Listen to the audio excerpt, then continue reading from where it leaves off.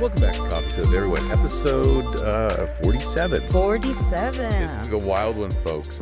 And if you want to follow along at home with the research that we're talking about, you can check out the link in the episode description. But basically, we're going to be diving into quantum dentistry. Yeah, quantum dentistry sounds pretty futuristic, right? But the paper we're looking at is actually just a case study. It was published in the journal Natural Science. Okay, so this case study describes how a dentist treated a woman's knee pain by adjusting her dentures. Interesting. Outside of her mouth. Outside of her mouth. No drills, Yeah. no fillings, Right. just adjustments while the dentures were sitting on a table. Exactly. So Yeah. it definitely raises some questions. And the author's proposed explanation is even more intriguing because it ventures into quantum mechanics. Okay, so full disclosure, I barely passed high school physics. Okay. So I'm going to need some help wrapping my head around this. Yeah. The author suggests that everything is made up of these things called quantum particles, and they can act like both particles and waves. Yes. What does that even mean when we're talking about the human body? So the author's suggesting that the woman's knee pain in this case study was caused by what they're calling pathological waves that are emanating from her knee, and that the dentist, by adjusting her dentures outside of her mouth, was somehow able to manipulate the waves coming from the dentures, and that somehow these altered waves interfered with the so-called pathological waves from her knee, and that led to pain relief. Okay, hold on. Pathological waves. Yeah. Is that a real scientific term? That's a great question. And to be honest, that's one of the big problems with this paper. You won't find pathological waves in a medical textbook or a physics journal. It's not really a well-defined scientific concept. And the author doesn't provide a clear explanation of what these waves are, how they're generated, or how they can be measured. Okay, so we're starting off on pretty shaky ground scientifically here. But even if we entertain the idea that these pathological waves exist, how does adjusting dentures outside of the mouth actually affect them? It sounds a bit like something you'd hear in a late-night infomercial. Right, it does. And that's where we need to take a closer look at the methodology used in this case study. Right. The dentist was using a technique called the bidigital O-ring test to determine how to adjust the dentures. And let's just say it's a controversial technique. It's not widely accepted in the scientific community. Okay, so maybe we should back up and explain what this O-ring test is. Sure. So essentially, the practitioner will have the patient form a ring with their fingers, and they will apply pressure to try to break the ring. Yeah. The idea is that changes in muscle strength can indicate various health issues, but the evidence to support that claim is very weak. The test is very subjective. It's easily influenced by the practitioner's own biases and expectations, and there's a huge potential for the placebo effect. So, we've got a questionable term, pathological waves, and an even more questionable diagnostic tool. It seems like the foundation of this whole case study is pretty shaky. Yeah, it definitely raises some red flags. In science, extraordinary claims require extraordinary evidence. And in this case, that evidence just isn't there to support the author's claims. So it's safe to say that we should be approaching this research with a healthy dose of skepticism. But before we completely dismiss it, is it possible that there's something to this idea that quantum mechanics could play a role in healthcare? I mean, quantum mechanics governs how matter behaves at the atomic and subatomic levels. Right. So could there be these subtle energy fields in the body that we just don't know how to measure yet? That is a fascinating question. And it's important to remember that our understanding of both quantum mechanics and human biology is constantly evolving. Yeah. We still have so much to learn. But it's crucial to separate scientific curiosity from unsubstantiated claims. Right? And that's what these deep dives are all about. We're here to explore these intriguing ideas without getting swept up in hype or pseudoscience.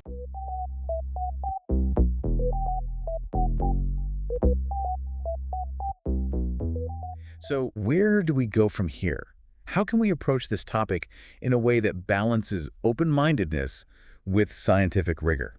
I think if we want to seriously explore the potential of quantum mechanics in healthcare, we need to move away from anecdotal evidence. Okay. And really focus on rigorous scientific investigation. A single case study with vague terminology and questionable methodology, it's just not enough. So how would you go about studying something like this properly? Like, what kind of research would actually convince you that there might be something to these ideas? Well, first of all, we need clear definitions. Mm-hmm. What are pathological waves exactly? Right. Can we detect them? Are there instruments that we can use? Yeah. What are their properties? How do they interact with biological systems? We can't build a scientific framework on these vague, undefined concepts. And I imagine you'd need way more than just one patient. Absolutely. We'd need a study with a lot of participants, Right. a statistically significant number. Ideally with a control group, to account for the placebo effect, and we need to isolate the variables, control for other factors that could be influencing the outcome. It sounds like a pretty tall order, especially if we're dealing with something as subtle and elusive as these supposed quantum effects. It is a tall order,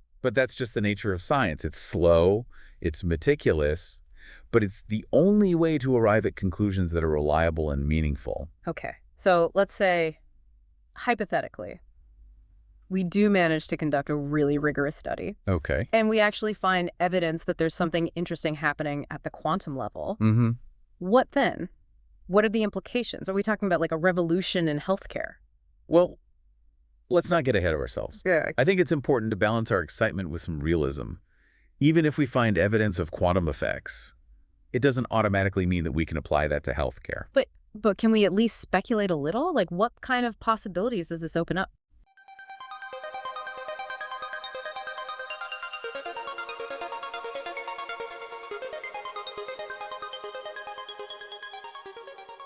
If we could understand and harness these quantum effects, we might be able to develop completely new diagnostic tools. Okay. Ones that are more sensitive and precise than anything we have now. Imagine being able to detect diseases at the earliest stages, before symptoms even appear. Wow, that would be amazing. What about treatment? Could we actually manipulate these quantum fields to heal the body? Now, that's a question that really pushes the boundaries of what we currently understand scientifically. It's not entirely impossible, but it would require such precise control over quantum phenomena that we're not even close to achieving. That we'd be talking about influencing the very building blocks of matter.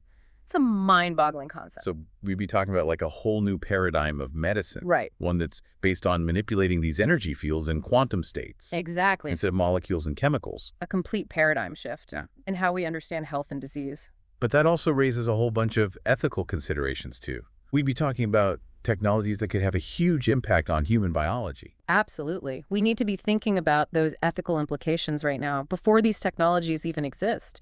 Who would have access to these treatments? What would be the risks?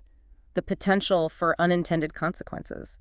Those are questions we need to be asking ourselves as we explore these new frontiers. And sometimes even the most outlandish sounding ideas can spark really important conversations and lead us down unexpected paths. So while we might be a long way from quantum dentistry becoming a mainstream thing, I think exploring these concepts can really broaden our perspectives and help us appreciate the complexities of both science and the human body. It's a journey of discovery. Yeah. And even if we don't find all the answers, just asking the questions and seeking knowledge, that's invaluable. Feels like every time we peel back a layer of this quantum onion, we just find more layers underneath. It's true. Quantum mechanics really challenges how we think about reality. And when you start applying it to something as complex as the human body, it gets really interesting. But even if the research itself might not hold up scientifically, it does raise some interesting questions about, the nature of energy, how systems in the body are connected, and really the limits of what we understand about physics and biology. The good reminder that there's still so much we don't know about the world. Definitely. And who knows, maybe someday some of these ideas we've been talking about, ideas that sound kind of crazy now, maybe they'll become accepted scientific principles.